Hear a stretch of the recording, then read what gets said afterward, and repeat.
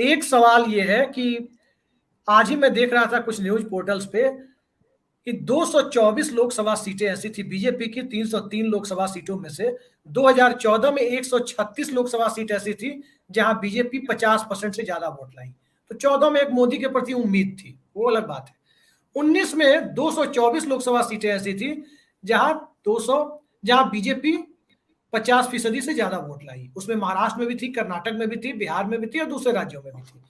अब आपको क्या लगता है, विपक्ष के बीजेपी के लोगों का तो दावा है कि जहां हम 50% से ज्यादा वोट लाए वहां विपक्षी गठबंधन हो ना हो कोई फर्क नहीं लगता, लेकिन क्या पिछले चुनाव के आंकड़े दोहराना बीजेपी के लिए प्रैक्टिकल है या आंखों में धूल झोंकने की कोशिश है?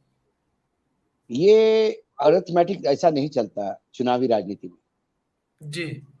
महाराष्ट्र में सुपड़ा साफ होगा, 3 सीटें भी बीजेपी को मुश्किल है, 6 मैं बोल रहा था। और बीजेपी के एक वरिष्ठ नेता ने मुझे कहा कि आप डबल बता रहे हैं, कुल 3 सीटें बड़ी मुश्किल से आ सकती है महाराष्ट्र में।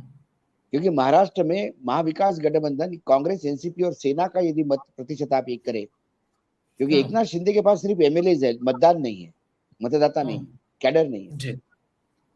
और बीजेपी ने इतना वहां बाहर के लोगों को भरा है कि ओरिजिनल बीजेपी ही अब बीजेपी के खिलाफ चुनाव लड़ रही है। जी। ऐसा हर स्टेट में आपको चीजें दिखेगी।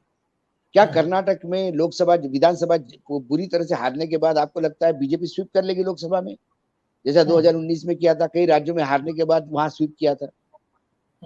तब वो राष्ट्रवाद का तड़का लगा था, बाकी चीजें थी, और कांग्रेस की सरकारें भी आई थी, तो उन्होंने अभी तक वो मुख्यमंत्री कौन इसी में उलझ रही थी। इस बार कर्नाटक ने सरकार बना भी ली, मुख्यमंत्री भी बन गया, मंत्रिमंडल भी बन गया, और जो वादे किए थे उनको निभाना शुरू कर दिया। जब डिलीवरेंस हो जाता है तो फिर लोकसभा में वो स्वीप वाली बात नहीं होती। जी। ये मेजर फैक्टर। जी, स्वीप वाली बात तो नहीं है। आखिरी सवाल हम आपसे लेते हैं सर। 4 राज्यों में विधानसभा का चुनाव है। तेलंगाना, पूर्वोत्तर का भी एक राज्य है, छोटा राज्य, 5 राज्य आप कह सकते हैं, तेलंगाना, मध्य प्रदेश, छत्तीसगढ़ और राजस्थान, 4 ये बड़े राज्य हैं। इन 4 राज्यों में विपक्षी गठबंधन की किसी पार्टी को लड़ना नहीं है। तेलंगाना में कह सकते हैं कि केसीआर एक लड़ रहे हैं और वहां दोनों गैर भाजपा दलों में लड़ाई है, कांग्रेस और उसमें। लेकिन जो बचे हुए 3 राज्य हैं, छत्तीसगढ़, मध्य प्रदेश और राजस्थान, इन 3 राज्यों में पटना या शिमला बैठक में जितने भी नेता जा रहे हैं, जितने भी पार्टियों के रिप्रेजेंटेटिव जा रहे हैं, क्या आपको लगता है कांग्रेस के पक्ष में इन तीनों राज्यों में भी सब अपने अपने मुद्दे को लेकर भारतीय जनता पार्टी को एक्सपोज करने या विरोध करने के लिए जमा होंगे? यहाँ कांग्रेस या फिर कांग्रेस मुकाबला लड़ेगी? देखिए, छत्तीसगढ़, मध्य प्रदेश, राजस्थान एक कांग्रेस और बीजेपी का आमना सामना है। नहीं, मैं वो नहीं कह रहा सर, मैं ये कह रहा हूं कि क्या ये नेता कांग्रेस पार्टी को मोरल सपोर्ट देने इन तीनों राज्यों में जाएंगे? बिल्कुल जाएंगे, बिल्कुल जाएंगे। कैंपेन करेंगे, यात्राएं करेंगे, हमारे राज्य में कैसा बीजेपी ने गलत काम किया ये बताने का प्रयास करेंगे,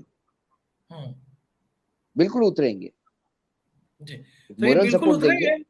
तो अगर आम आदमी पार्टी भी अगर आती है तो क्या भगवंत मान, केजरीवाल और संजय सिंह को भी में कांग्रेस के पक्ष में उतरना चाहिए?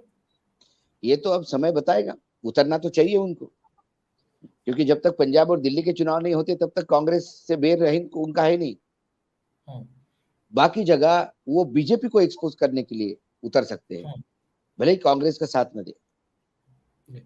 आपको क्या तस्वीर आपको कौन सी तस्वीर उभरती हुई दिख रही है विधानसभा चुनाव के बाद की परिस्थितियों में, या फिर विधानसभा के साथ लोकसभा होने की परिस्थितियों में? मुझे लोकसभा और विधानसभा साथ में होते हुए दिखाई देते हैं जी, ऐसा लगता है मुझे। लोकसभा का अरिथमेटिक कंपोजिशन किस प्रकार का संभावित आपको दिखाई दे रहा है? नहीं, लोकसभा का तो मुझे बीजेपी 180 210 तक लगता है मुझे, इससे ज्यादा नहीं।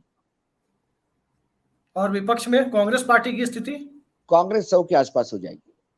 बाकी राजनीतिक दल अपने क्षेत्रों में अपना अपना वजूद दिखाएंगे। टीएमसी अच्छा करेगी, वह आरजेडी और जनता दल यूनाइटेड ठीक करेगी, वहां बीजेडी ठीक करेगी, उड़ीसा में पीटे जाएंगे जैसा सीटें नहीं देगी।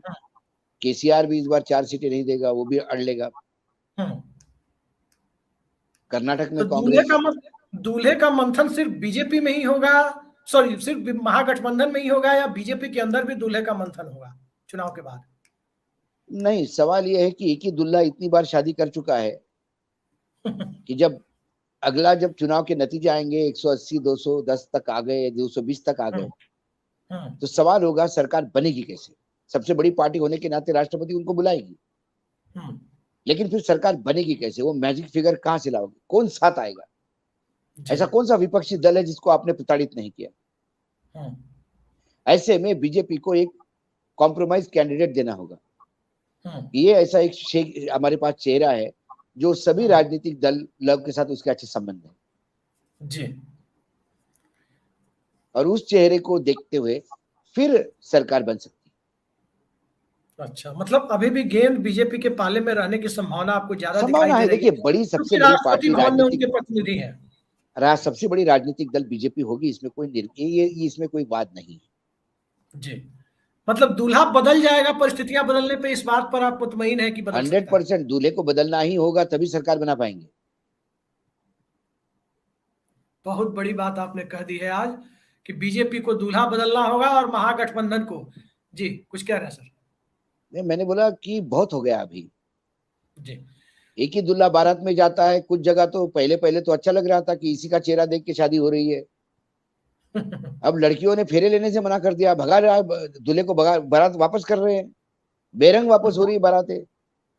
जी, 2018 से लेके 2023 तक 31 जगह बारातें लेके गए, सिर्फ 6 जगह फेरे हुए हैं, बाकी जगह जबरदस्ती दुल्हन को उठा के ले गए आप। कुछ जगह आपको बेरंग वापस भेज दिया। और ये आंकड़े मेरे नहीं है, इलेक्शन कमीशन के।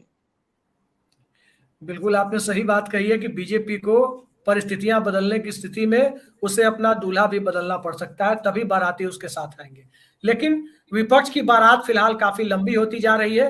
हालांकि विपक्ष में अभी भी एक आध नाराज फूफा दिखाई दे रहे हैं, लेकिन ये नाराज फूफा शिमला बैठक तक टिकेंगे या नहीं टिकेंगे, इस पर सबको अभी नजर बनाए रखनी होगी। फिलहाल तो एक आधे दिखाई दे रहे हैं। आने वाले समय में उत्तर प्रदेश समेत पूरे देश की सियासत किस प्रकार बनेगी, बदलेगी और भारतीय जनता पार्टी के सामने कड़ी चुनौती पेश करेगी या भरभरा कर गिर जाएगी, ये शिमला बैठक से काफी कुछ स्पष्ट हो जाएगा। वैसे पटना बैठक से बहुत कुछ स्पष्ट हो चुका है, लेकिन पटना और शिमला के बीच जो परिस्थितियां बनती दिखाई दे रही है, उन परिस्थितियों में भारतीय जनता पार्टी के लिए चुनौतियां बढ़ती हुई जरूर दिखाई दे रही है। और इन चुनौतियों का सामना करने के लिए बीजेपी कितना तैयार है, उस बारे में, उन परिस्थितियों के बारे में वरिष्ठ पत्रकार और राजनीतिक विश्लेषक अशोक वानखेड़े जी ने आज हमारे साथ चर्चा में काफी कुछ स्पष्ट करके रख दिया है। तो देखते हैं किसका दांव ज्यादा सक्सेसफुली लोगों के बीच सफल होता है।